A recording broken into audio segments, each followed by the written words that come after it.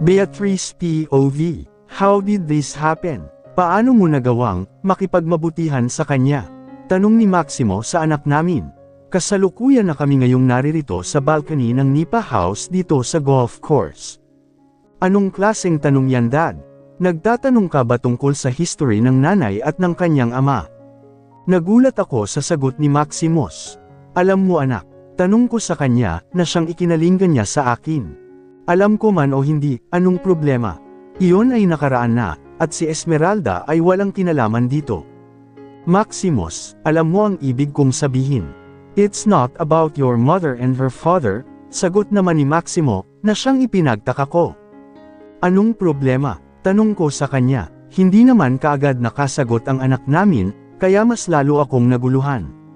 Sige, sabihin mo sa akin na wala lang to sa nakaraan mo. Mahal mo ba si Esmeralda, kaya nagawa nung magkaanak sa kanya? Bakit kayo nagkahiwalay? Tanong niya sa anak namin. May kasintahan si Esmeralda noong mga panahong iyon. Madalas siyang ihatid at sunduin ng boyfriend niya noon sa VM building. Now, what made you decide to have a child with her out of the blue? Ano ang naging dahilan ng biglaang pagbitiw ni Esmeralda sa trabaho?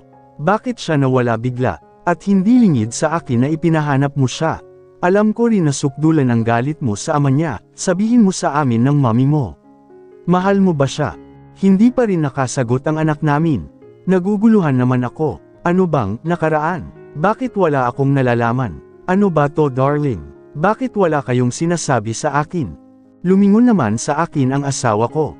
Damay si Arthur sa pagkamatay ng girlfriend niyang si Celine. Bigla akong natigilan sa sinabi niya. Ano? Nagtaasan bigla ang mga balahibo ko sa katawan, kasabay ng pagbalot sa akin ng kakaibang lamig. Paanong may kinalaman? Yan ang dahilan kung bakit siya nakulong muli. Nakuha ang mga fingerprint at DNA ni Arthur Santiago, sa katawan ni Celine at sa patalim na ginamit sa kanya. Siya lang din ang nakitang lumabas sa eskinita, kung saan pumasok si Celine at namatay. Ganun na lamang ang pagtulala ko sa mga sinabi niya. Paanong, nipatikip akong bigla sa bibig ko. Hindi ako makapaniwala, imposible yata. Alam kong ganyan ang magiging reaksyon mo. Kaya naisip ko na mas mabuting huwag na lang sabihin sa iyo, I doubt na maniniwala ka, di ba? Oo, dahil imposibleng pumatay siya ng tao. Mabisyo lang si Arthur at gumagamit siya ng droga, Beatrice, kaya posibleng makagawa na siya ng mga ganyang bagay. Ipinadrug test ba siya noong mahuli siya? Kaagad kong tanong sa kanila. Hindi naman kaagad sila sumagot. Oo, pero nag-negative siya, sagot naman ni Maximo. Yun naman pala Pinagtatanggol mo pa ba siya? Ang DNA at mga fingerprint na natuklasan sa katawan ni Celine ay nakakahimok na ebidensya. At hindi lang iyon, may nakatalik si Celine bago nangyari ang pagpatay sa kanya. Hindi masabi kung nagahasa ba siya o sadyang nakipagtalik siya sa ibang lalaki. Sinabi ng anak mo na hindi siya ang gumawa noon. Muli akong bumaling sa anak namin. Pero inexamine din ba kung kaninong semilya or DNA ang nakuha kay Celine? Tanong kong muli kay Maximo. Oo, pero hindi nagmatch kay Arthur. Napahilamos ako sa mukha. Naguguluhan ako. Ano ba talaga ang nangyari kay Celine noon? Nahanap ba kung sino ang gumamit sa kanya noon? Baka naman isa sa mga kagrupo ni Arthur ang gumawa noon. May ilan sa mga katropa ni Arthur ang inimbestigahan noon, pero wala ring nagmatch sa kanila. Ni walang kahit anong bahid ng katawan nila ang damapo kay Celine noon. May ibang mga fingerprint at DNA ang nakuha sa kanya, pero hanggang ngayon ay hindi pa rin makilala kung sino ang nagmamay-ari niyon. Wala bang nag-imbestiga sa mga kamag-anak ni Celine? Tanging ina na lamang ang mayroon siya, pero hindi na nakunan pa ng kahit anong statement.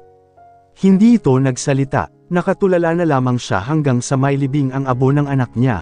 Nabalitaan na lamang namin, na umalis na ito ng bansa ng mag-isa, hindi na niya inas-ikaso pa ang kaso ng anak niya. Napahinga ako ng malalim. Naninikip ang dibdib ko sa mga sandaling ito. Sabihin mo sa akin ngayon, Maximos. Bumaling siyang muli sa anak namin. Paano mo nagawang makipagmabutihan sa anak ng taong posibleng pumatay sa ex-girlfriend mo? Pinagplanuhan mo bang paghigantihan ang anak niya sa kasalanan ng ama niya? Hindi pa rin nakasagot ang anak namin, at kitang-kita ko sa kanya ang labis na frustration. Lumapit ako sa kanya at humawak sa braso niya. Anak, totoo ba? Paano mo nagawang idamay ang anak ni Arthur? Walang kinalaman si Esmeralda sa nagawa ng ama niya. Mom, Dad, baka wala na ako sa isip ko nung mga oras na yon. Galit na galit ako kay Arthur, at ang paggamit kay Esmeralda ang tanging naiisip kong paraan para makaganti sa kanya. Panipi, hindi mo dapat ginawa yun anak. Alam ko, matapos malaman na anak siya ng lalaking iyon, nawalan ako ng bait. Matagal na nating nakakasama si Esmeralda sa VM building.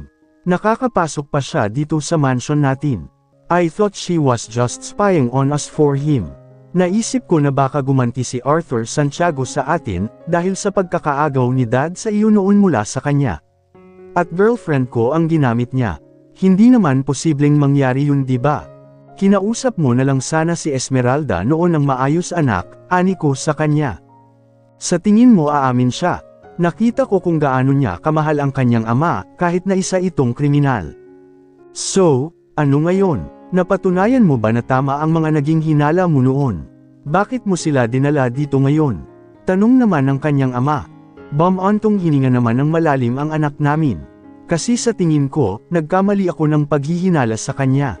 At hindi ko naman pwedeng pabayaan ang anak ko. Paano nga kung tama ka? No, Dad. Sa tingin ko, ang kanyang ama ay nagsisimula ng magbago, kahit na sinasabi pa rin niya na siya ay maling inakusahan. Naglagay ako ng hidden camera sa apartment nila, kaya narinig ko lahat ng usapan at galaw nila. Nagtalaga din ako ng mga mata sa bilibid para malaman ko ang mga galaw niya sa loob, matapos mawala si Esmeralda. Ngunit, halos 5 taon ding wala silang connection ng anak niya. Nalaman ko lang ang kinaroroonan ni Esmeralda, noong makalaya na siya. Bakit mo hinanap si Esmeralda kahit umalis na siya? Nagpaplano ka bang magpatuloy sa paghihiganti? Muling tanong ng ama niya sa kanya. Hindi naman kaagad nakasagot ang anak namin. Hindi ko rin alam, Dad. Naguguluhan na rin ako sa sarili ko. May nararamdaman ka na bang espesyal para kay Esmeralda? Tanong ko naman sa kanya, na siyang ikinalinggan niya sa akin. May kaguluhan akong nababasa sa mga mata niya. Hindi ko alam, Mom. Kinuha ko sila para ingatan, hindi para masaktan. Napangiti ako sa sinabi niya. Hindi ko rin napigilan ang maluha. Oh, baka naman inuusig ka lang ng konsensya mo, sagot naman ng kanyang ama. Hindi naman sumagot ang aming anak. Hayaan mo na darling, ani ko sa kanya bago muling bumaling sa anak namin. Siguraduhin mo lang na hindi mo sasaktan ang mag-ina mo. Kilala kong napakabait na bata si Esmeralda. Malaki ang naging tiwala sa kanya ng ate mo noon. Naging maayos ang trabaho niya bilang secretary, and look, you have a wonderful daughter now. Alam kong mabait siyang bata, simula pa lamang noong unang araw na magkita kami sa park. Nagpaalam siya sa akin kung pwede ba raw siyang sumali sa paglalaro ng mga pamangkin mo. Naawa ako noon sa kanya ng sobra, dahil pakiramdam ko ay may sakit siya. Meron nga po. Tuberculosis. Ano? Nagulat naman ako sa sinabi niya. Napasapo akong bigla sa dibdib ko. Maging ang ama niya ay napangangarin. Nakuha niya sa Batanes kung saan sila tumira. Ngunit nagpapagamot siya ngayon, at ayon kay Dr. Tariman, gagaling siya. Gusto ko siyang alagaan ng mabuti para hindi na magkasakit. Ibibigay ko lahat ng kailangan niya. Muli akong napangiti sa sinabi niya. Tama yan anak. Paano ang ama ni Esmeralda? Where's Arthur now? Tanong naman ng kanyang ama. Naiwan siya sa apartment nila. Hindi ko pa rin kayang makiharap sa kanya. Alam na ba ni Esmeralda ang ginawa mo, at ang tungkol kay Celine? Muling tanong ni Maximo. Sa tingin ko, ay hindi pa niya alam na girlfriend ko ang napatay ng ama niya, at wala pa rin siyang alam sa ginawa ko. Mahirap yan anak. Paano kapag nalaman niya yan? Ikaw na ang nagsabi, na mahal niya ang ama niya, turan ko naman sa kanya. At paano mo mamahalin si Esmeralda, kung hindi ka pa rin nakaka-move on sa ex-girlfriend mo? Tanggap ko nang wala na si Celine, Dad. Hindi mo pa rin napapatawad ang ama ni Esmeralda, kahit pinagbayaran na nito ang pagkakamali niya sa kulungan, sa loob ng mahabang panahon. Hindi yun ganun kadali, Dad. Pero susubukan ko ng kalimutan yun, para kay Esmeralda at sa anak ko. Ano kaya kung paimbestigahan na lang ulit natin ang pagkamatay ni Celine? Parang mahirap kasing paniwalaan na kayang pumatay ni Arthur ng tao, ani ko sa kanila. Beatrice, nakalimutan mo na ba kung ilang beses kanyang sinaktan? Hindi rin malabong magawa niya yun sa iba, sagot naman ni Maximo. Alam kong inis na siya dahil tinatawag na niya ako ngayon sa pangalan ko. Hindi na ako nakasagot pa. Sakit lang sa ulo yan kung pabubuksan na naman natin ang kaso. Bumaling ako kay Maximus. Ano sa tingin mo anak? Wala naman mismong nakakita kung paano sinaksak ni Arthur si Celine noon.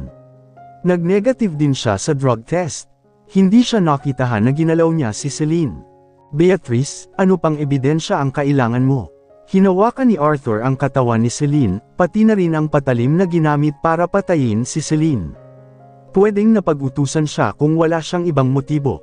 Paano kung ibang tao ang gumawa noon at nahawakan lang ni Arthur? Huwag mong peralin ang pagseselos mo Maximo Villafuente. Bakit mo siya pinagtatanggol? Napahinto naman ako sa tanong niya, at sasama na ng tingin niya sa akin. Enough mom dad, huwag na kayong magtalo pa. Ako na ang bahala dito, sagot naman ng anak namin. Sinaman ko rin ang tingin si Maximo. Anong gagawin mo? Tanong ko sa anak ko. Ipapahanap ko ang ina ni Celine. Naalala ko noong magkaharap kaming dalawa sa burol ng anak niya. Iniwasan niyang sagutin ang napakaraming tanong ko sa kanya. Ni hindi ko siya nakitahan ng anumang galit sa tuwing binabanggit ko sa kanya ang pangalan ni Arthur Santiago. Basta tulala lang siya, pakiramdam ko may tinatago siya. Ano, feeling ko lang, Mom. I'm going to find her. Baka nasa kanya na lahat ang sagot dito. Nagkatinginan kami ni Maximo, pero hindi na siya nagsalita pa. Esmeralda's POV. Ayaw sa akin ni Lolo't Lola Mama. Galit sila sa tin. Sigaw ng anak ko, habang nagwawala sa ibabaw ng kama ng daddy niya. Ayaw niya na ring magpahawak sa akin. Hindi anak. Nagulat lang sila sa pagdating natin. Ayaw nila sa kin mama. Anak, anong nangyari? Panipi.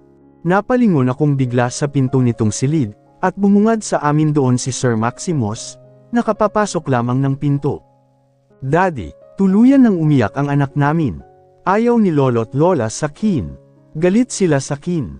Pagsusumbong niya sa ama niya. Ayaw niyang makinig, kahit anong paliwanag ko, ani ko sa kanya.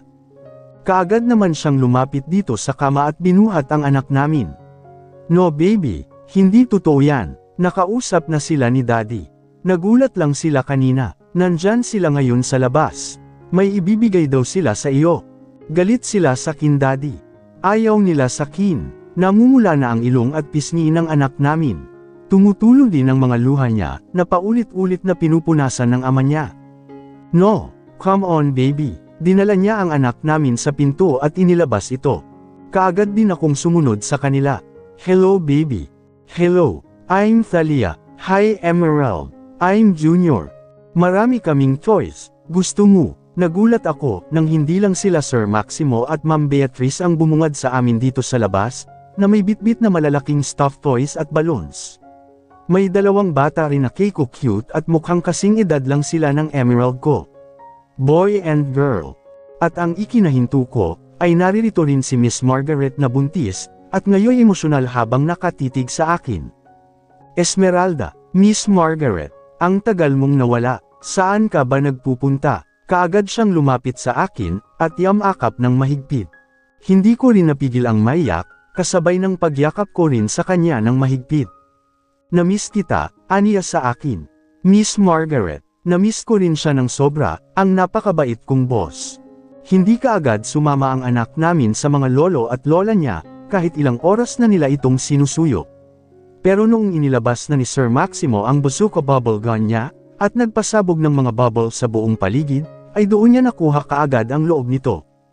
Hala, bubbles. Ang daming bubbles. Sigaw ito ng sigaw, pati na rin ang mga pinsan niyang, sila Tyrone King Jr. at Thalia Kate. More dada. I want more. Here dada. More bubbles here. Sabay kaming napangiti ni Miss Margaret, habang pinaninod sila sa living room. Naruroon din sila Ma'am Beatrice at Sir Maximus. Kami naman ay nakaupo sa isang mahabang sofa na malapit sa front door nitong mansion.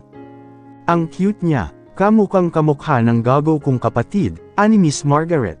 Hindi naman ako nakasagot, hiyang-hiya pa rin ako sa kanya, at malakas pa rin ang kabog ng puso ko, sa mga sandaling ito.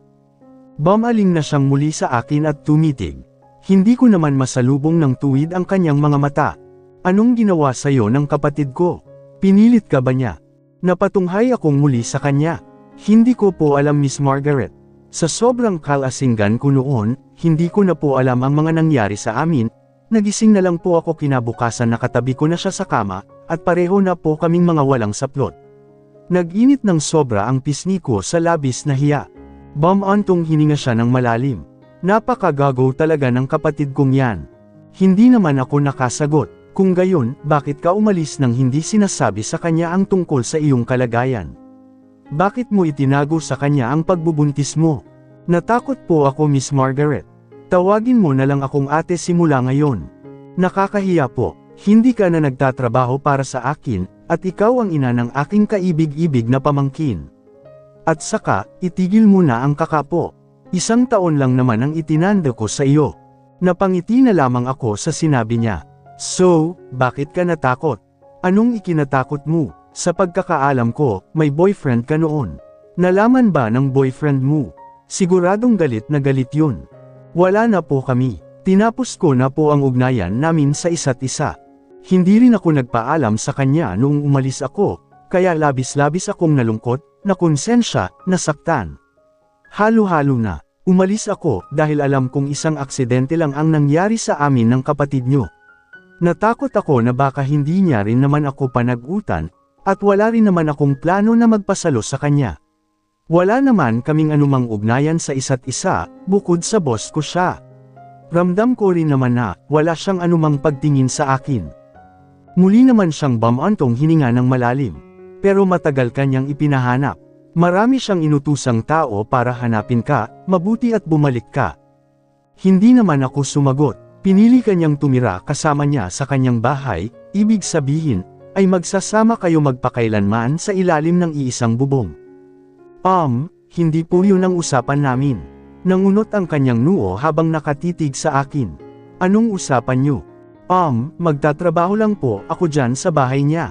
Nag-apply po kasi ako sa call center. Home-based po sana, pero gusto daw po niyang makasama ang anak namin. Hindi ko naman po kayang mawalay sa akin ang anak ko, at siguradong hindi rin sasama sa kanya si Emerald, nang hindi ako kasama. Hindi naman pwede si Sir Maximo sa apartment namin. Napakaliit lang noon, kaya inalok na lamang din niya ako, na dyan na lamang sa bahay niya magtrabaho. Aalagaan ko silang mag-ama at ako na rin ang maglilinis ng bahay. Aalagaan mo silang mag-ama, ulit naman niya. Opo, bigla na lamang siyang tumawa. Ano ka ba? Gawain ng isang asawa yan. Binigyan ka ba niya ng sariling kwarto? Hindi pa po. Wala pa raw po kasing mga kama yung mga kwarto niya sa bahay. Kaya doon daw po muna kami sa ngayon sa kwarto niya, kasama si Emerald. Sa master's bedroom. Naniwala ka naman sa mga pinagsasabi niya. May maid ba na sa master's bedroom natutulog? Style niya bulok. Ano pong ibig niyong sabihin? Ayaw lang niyang umamin sa iyo. Mataas kasi ang ego at pride niya. So, kung ako sa'yo, huwag na huwag kang papayag na tabihan kanya sa kama. Huwag na huwag ka ring magpapahawak sa kanya. Tingnan natin kung gaano siya tatagal. Panuulin mo ang bawat kilos niya. Baka may pinaplano na naman siya sa'yo. Ano pong binabalak? Bigla naman akong kinabahan sa sinabi niya. Ikaw, baka gusto mo na ring sundan ng bagong kapatid si Emerald. Naku, wala naman po sigurong ganon. Mas kilala ko ang kapatid ko kaysa sayo. Di bahala ka, pupusta ako 1 milyon. Naku, wala akong ganyan, Ate Margaret. Baka matalo ako. So, hindi ka rin sigurado sa paniniwala mo. Napakamot na lang ako sa ulo. Hindi naman na siguro pa uulitin ni Sir Maximus ang ginawa niya sa akin noon sa hotel. Hinding-hindi na ako iinom para hindi na mangyari yun. Pagsapit ng tanghali, ay sabay-sabay na kaming nananghalian sa dining room nila. Dito na rin kumain ang pamilya ni Ate Margaret. Nakaharap ko na rin muli si Kuya King. Naalala ko tuloy bigla ang mga kapilyuhan nilang ginagawa noon, sa opisina ni Ate Margaret. Kung paano sila magtago noong una, mula sa mga bodyguard at kay Sir Maximo. Daddy, no po yan? Tanong ni Emerald tungkol sa kanin na nasa harapan niya. May mga halo na kasi itong karne at mga gulay. Bacon fried rice, baby. Masarap yan. Bakit ni halo-halo na daddy? Gusto ko yung white. Anak okay na ya, that's delicious. It's my favorite, sagot naman ni Thalia, kaya naputol ang sinasabi ko. You can try at least a little bit, sagot naman ni Junior habang kumakain na rin. Napapangiti ako dahil madaldal din sila, katulad ng aking anak. Dadyugo nga lang ang ilong namin sa kanila ng anak ko. Hindi ko naman kasi naturuan si Emerald ko ng lengguaheng English. Bagaman may ibang English words naman siyang alam. Gusto mo apo ng white rice? May white rice naman tayo sa kusina, ani Ma'am Beatrice sa anak namin. Opo, gusto ko po white rice, sagot din naman ng anak namin. Pakilabas na lang ng white rice, utos naman ni Sir Maximus sa isang maid. Opo sir, kaagad din naman itong tumalikod at pumasok sa kusina. Masasanay ka rin simula ngayon sa mga pagkain dito. Kumain ka ng marami para tumaba ka kaagad, tura naman ni Sir Maximus sa anak namin. Opo, dami nga po ko kumain sagot ni Emerald. Pero payat ka pa rin. Bigla namang sagot ni Thalia sa kanya. Natahimik bigla ang anak ko, at maya-maya'y unti-unti ng humikbi. Nilingan na rin niya kaagad kami ng daddy niya. Thalia, hindi mo dapat sinabi yun. Kailangan mong humingi ng tawad sa kanya, mahinahong saway sa kanya ni Kuya King. Sorry, kaagad na bumaba ng silya si Thalia at lumapit sa anak ko. Humalik siya sa pisngi nito. Sorry, bati na tayo ha. Tumanggaw-tango naman ang anak ko. Ganyan dapat. Huwag niyong aawayin si Emerald, dahil magpinsan kayo. Kayo dapat ang magtatanggol sa isa't isa, tura naman ni Sir Maximus sa kanila. Opo, muling bumalik ang sigla ng anak ko. Yes Ninong, magkasabay namang sagot nila Junior at Thalia. Masayang-masaya naman sila kanina noong malaman nilang may pinsan sila. May bago na daw silang kalaro, wika naman ni Ate Margaret. Mas lalong mag-e-enjoy si Emerald dito dahil may makakasama na siyang mga pinsan, dagdag pa ni Ma'am Beatrice. Napapangiti na lamang ako sa mga usapan nila. Dumating ang white rice na request ng anak ko at kaagad na ni-serve sa kanya. Masayang nagsalo-salo sa pananghalian ang lahat. Ako naman ay nahihiya pa ring makisabay sa kanila. Pakiramdam ko kasi ay hindi ako nababagay sa pamilyang ito. Bagamat napakayaman ng pamilya nila, mababait naman sila at nakikibagay sa mga ordinaryong taong katulad namin. Esmeralda, iwan mo na yan. Sila na ang bahala dyan. Kaagad akong inawat ni Ma'am Beatrice, nang umpisahan ko ng ligpitan ang mga pinagkainan namin dito sa mesa. Okay lang naman po Ma'am Beatrice. Magaan lang naman po ito. No, marami nang gagawa para dyan. At saka, tawagin mo na lamang din akong tita or mommy. Mas masarap pakinggan yun. Bigla naman akong napahinto sa sinabi niya. Po, tita na lamang po. Ayaw mo ba akong tawaging mommy? Nabanaag ko ang pagkadismaya sa kanyang anyo. Nakaramdam naman ako ng labis na hiya. Hindi naman po sa ganon. Hindi lang po nararapat sa akin. Bakit naman hindi? Inuumpisahan na rin namang ayusin ni Maximus ang pamilya niyo. Muli akong napahinto sa sinabi niya. Po, hindi ba? Nakangiti naman siyang tumitig sa akin. Pamilya namin ni Sir Maximus. Inaayos niya. Paanong? Bigla akong naguluhan. Kaming tatlo, isang pamilya ganun ba? O pamilya namin ni Papa? Alin ba doon? Kaya simula ngayon, ay mommy na lamang din ang itawag mo sa akin, at daddy naman sa Sir Maximo mo. Pero, wala pa po kaming ganyang usapan ni Sir Maximus tita. Nangunot namang muli ang noo niya. Sir pa rin ang tawag mo sa kanya. Opo, inalok po niya ako ng trabaho sa bahay niya, para makasama naming pareho ang anak namin. Dapat po talaga ay sa call center ako magtatrabaho, home-based po. Hindi naman kaagad siya nakasagot at nanatiling nakatitig lamang sa akin. Maya-maya'y huminga siya ng malalim. Ganun ba? Opo, wala po kaming ibang ugnayan ni Sir Maximus. Muli siyang bumantong hininga ng malalim. Para bang mas lalo pa siyang nadismaya. Okay, sige, naiintindihan ko. Akala ko kasi. Wala din naman po akong ibang hinahangad tita. Para lang po talaga sa anak namin, kaya ako pumayag sa kondisyon niya. Nalulungkot ako para kay Emerald. Siguradong hihilingin niyang sana ay magkaroon siya ng masaya at buong pamilya. Yun din ang hiling namin para sa inyo. Nakaramdam ako ng kirot sa puso dahil sa sinabi niya.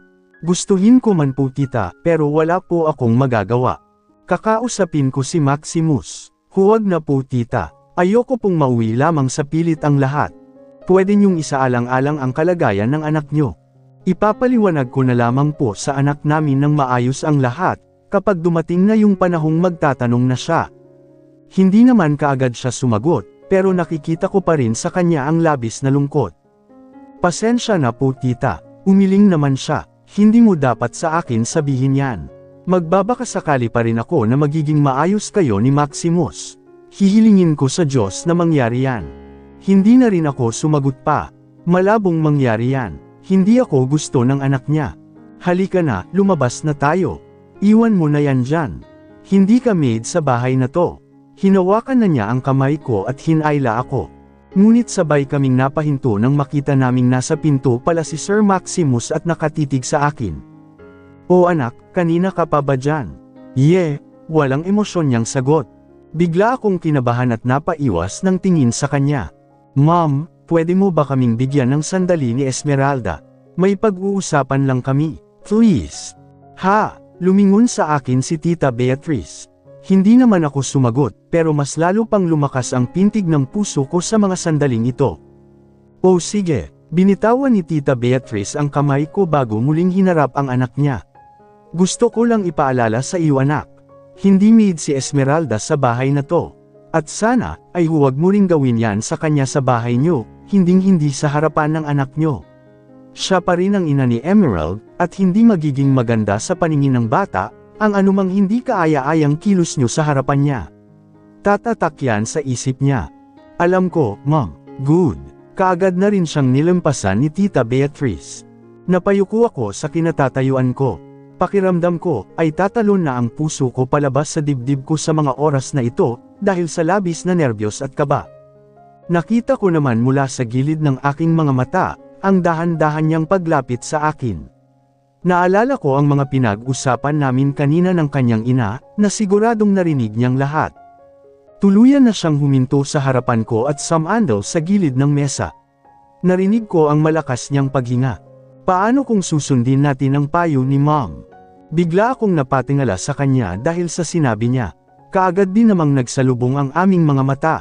Na ano po, let's settle this, between the two of us. Po, nangunot ang noo ko sa ibig niyang sabihin.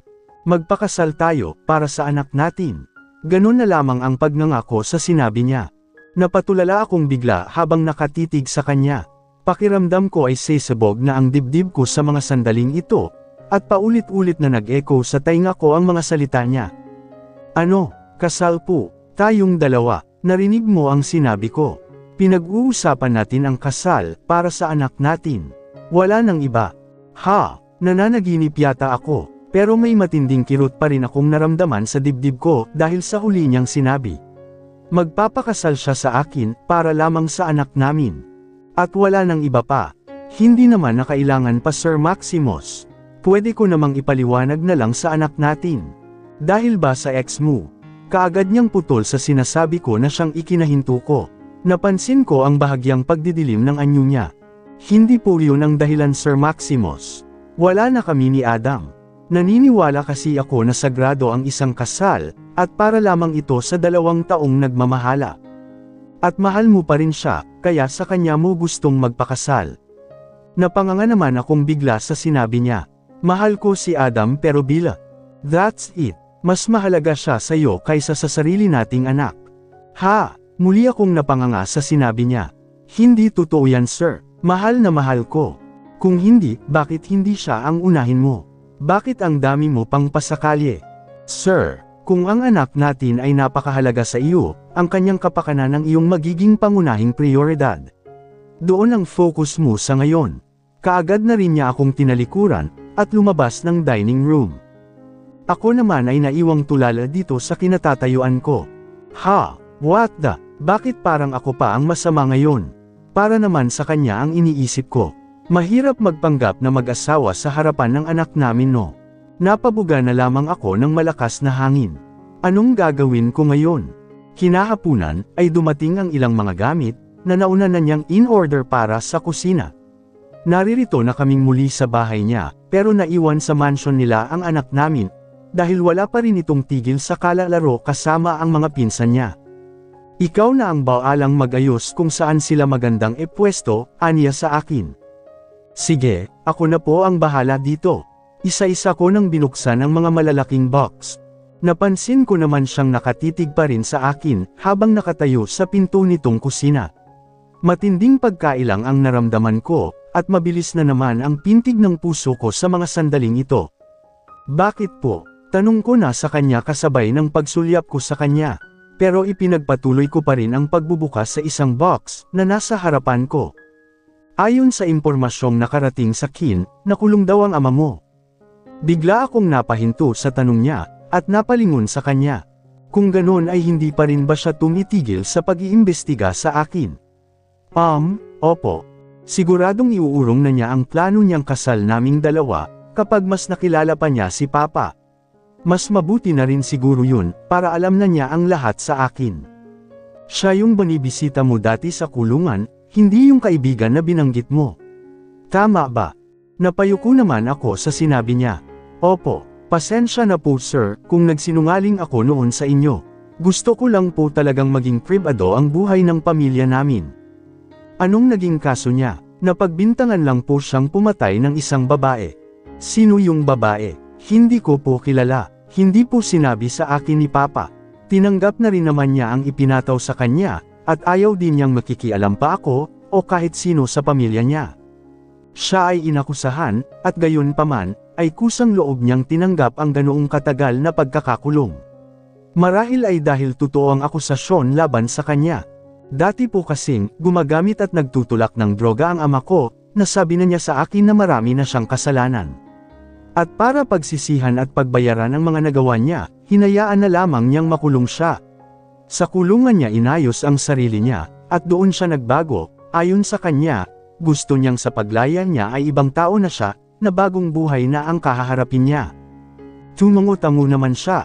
Ako naman ang huminga ng malalim. Hindi po ako naniniwalang kaya niyang pumatay ng tao. Paano ka nakakasiguro? Nararamdaman ko po sa puso ko. Kahit na may hindi maikakailang ebidensya.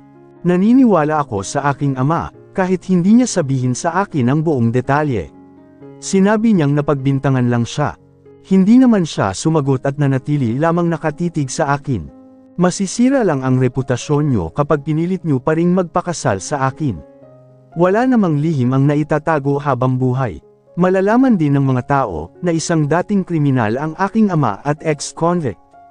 Marami din ang nakakaalam na ex-girlfriend ng ama ko, ang mommy niyo. Kailangan ko bang ulitin na wala itong kinalaman sa tatay mo o sa iba? Pag-isipan niyo po muna ng mabuti ang lahat bago kayo magdesisyon. Masyado pong komplikado ang lahat. Muli ko nang ipinagpatuloy ang pagbubukas ng mga box. Nakita ko naman siyang tumalikod at lumabas ng kusina. Nagulat pa ako nang makarinig ako ng lagabog mula sa labas. Napahawak akong bigla sa dibdib dahil sa lakas ng kabog nito. Nagdabog ba siya? Maraming beses akong huminga ng malalim, at muling ipinagpatuloy ang pag-aayos ng mga binili niyang appliances. Ano bang gusto niyang gawin ko? Pumayag agad-agad. Baka pagdating ng araw, ay pareho lang naming pagsisihan ang lahat. Mahal ko naman ang anak ko, at siguro naman maiintindihan niya rin ito balang araw. Isang oras lang naman ang ginugol ko sa pag-aayos ng kusina, at ng mga bagong appliances. Biglang dumating si Sir Maximus na may dalang mga plasticware at supot.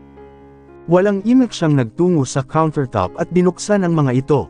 Nakita ko ang isang supot na bigas, 3 piraso ng frozen food at mukhang ang nasa plasticware ay marinated meat. Naglabas din siya ng kawali at ipinatong sa gas range. Mukhang magluluto siya, kaya kaagad ko na siyang nilapitan. Magluluto ka po ba sir? Ako na po. Ako na, malamig niyang sagot nang hindi ako nililingon. Akala ko po kasi hindi kayo marunong magluto. Kasasabi niyo lang kanina na wala kayong alam sa kusina. Napahinto ako nang bigla niya akong nilingon at binigyan ng matalim na tingin. Ikaw lang ba ang marunong magluto? Sorry po. Okay po, kayo na lang po, magsasaing na lang po ako. Mabilis kong kinuha ang isang supot na bigas sa tabi ng mga frozen food, at tinalikuran siya. Binuksan naman niya ang gas range. Sanggit, marunong naman pala siyang magluto. Naglagay ako ng bigas sa kaldero ng rice cooker. Tahimik ko itong hinugasan sa lababo, bago ko ito isinalang sa rice cooker. Napalingon naman ako sa kanya nang bigla siyang maghubad ng t-shirt niya. Ganon na lamang ang pamimalag ng aking mga mata habang nakatitig sa kanya. Bakit siya naghubad? Magluluto lang naman siya. Hindi naman siya magsuswimming. Napalunok ako nang mapagmasdan ko sa malapitan ang mamasel niyang mga braso at malapad niyang likod. Napakakinis din ito at maputi. Nagbukas siya ng isang drawer at naglabas ng isang white apron doon. Kaagad niya itong isinuot. Kasama yan kanina sa mga dumating na deliver. Nakita ko naman na ang buong katawan niya noong umagang magising ako, nakatabi ko siya sa kama niya sa hotel, sa Baguio. Pati maging ang malaki niyang alaga noon, pero dahil sa gulat ko noong mga oras na yun, ay hindi ko masyadong na-appreciate ang magandang tanawin na ito. Pakiramdam ko, ay unti-unting umiinit ngayon ang buong kusina na ito. Hindi ko man nakita ngayon ang hitsura ng harapan niya, dahil natatakpan na ito ng apron, alam kong kasing ganda pa rin yan ng dati. Tahimik niyang pinirito ang karne sa kawali. Salubong ang mga kilay niya at nagkakanda-aba ang nguso sa pagsimangot. Mukhang masama naman ang loob niya sa pagluluto. Bakit ayaw pa niyang ipasa sa akin? Nakatayo na lamang ako dito sa gilid, at nag-iisip ng susunod kong gagawin. Napasilip ako sa pambisig kong relo. 6:00 na pala ng gabi. Naalala kong bigla ang aming anak. Kailangan ko na siyang sunduin sa mansion. Sir Maximus, kukunin ko lang ang anak natin. Ako na ang kukuha sa kanya, sagot niya nang hindi ako nililingon. Para malinisan ko na rin siya. Bingi ka ba? Doon na niya ako nilingon, at binigyan ng masamang tingin. Nagluluto pa kasi kayo, at wala naman na akong ginagawa. Sino ba ang masusunod sa ating dalawa? Hindi ako nakasagot, pero nakakaramdam na ako ng inis sa kanya. Huminga ako ng malalim. Pagdating sa ating anak, ako pa rin ang mas masusunod. Ani ko sa kanya bago ko siya tinalikuran. Pero bago yun, ay nakita ko ang pagnganga niya habang nakatitig sa akin. Esmeralda, hindi pa man ako tuluyang nakakalabas ng pinto, ay biglang may humawak ng mahigpit sa braso ko, at hinayla ako. Napaharap naman akong muli sa kanya, at sinalubong ang kanyang mga mata. Fine, pupuntahan ko na siya, ikaw na ang magluto, sigaw niya sa akin bago siya lumabas. Napahabol na lamang ako ng tingin sa kanya. Bakit ba ayaw niya akong palabasin? Pinuntahan ko ang kawali at ipinagpatuloy ang pagpaiprito sa karne ng baboy. Pork chop pala ito, siguradong kinuha niya lang ang mga ito sa kusina ng mansion nila. Akala ko ay doon pa rin kami kakain ngayong gabi. Hindi nagtagal, ay narinig ko na ang matinis na tinig ng aming anak, mula sa labas ng kusina. Mama, mama, paglingon ko, ay saktong pumasok na rin silang mag-ama sa pinto. Tumatakbo ang anak ko palapit sa akin, habang may yakap na malaking stuffed doll. May suot din siyang malaking shoulder bag. Mama, bigay sa akin ni Thalia. Si Rapunzel, mama, tingnan mo mama, ipinakita niya ito sa akin. Oo nga, ang ganda. Sigurado ka ba, bigay na niya yan sa iyo? Baka ipinahiram niya lang sa iyo yan. Akin na lang daw mama. Madami pa siya nito sa room niya Bigay na daw niya sa akin. Nag-thank you ka ba? Opo, may mga dress pa to mama. Binuksan naman niya ang shoulder bag niyang suot, at inilabas mula doon ang ilang piraso ng mga damit. Ito mama, mga damit ni Rapunzel. Wow, ang dami niyan, opo. Lumapit sa akin si Sir Maximus at inagaw mula sa kamay ko ang tongs. Hinarap niyang muli ang kawali, at sinimulang baligtarin ang karne. Ay, napasigaw naman akong bigla sa gulat, nang biglang pumutok ang mantika nito, at natalamsikan ako nito sa braso. Aray ko, ang hapdi. Kaagad ko itong hinawakan. Mabilis niyang pinatay ang kalan at humarap sa akin. Let me see. Tinanggal niya ang kamay kong nakatikip sa bahagi ng braso kong mahapdi, at sinilip ito. Paulit-ulit niya itong hinaypan. Hinayla niya rin ako sa lababo at pinatuluan ito ng tubig sa gripo. Paso ka mama, mama paso ka, nakisilip-silip din naman sa amin ang aming anak. Lumayo ka muna anak, baka maputukan ka rin ng mantika. Doon ka muna sa mesa. Maupo ka sa silya. Opo, Kaagad din siyang tumakbo patungo doon, at umakyat sa isang silya.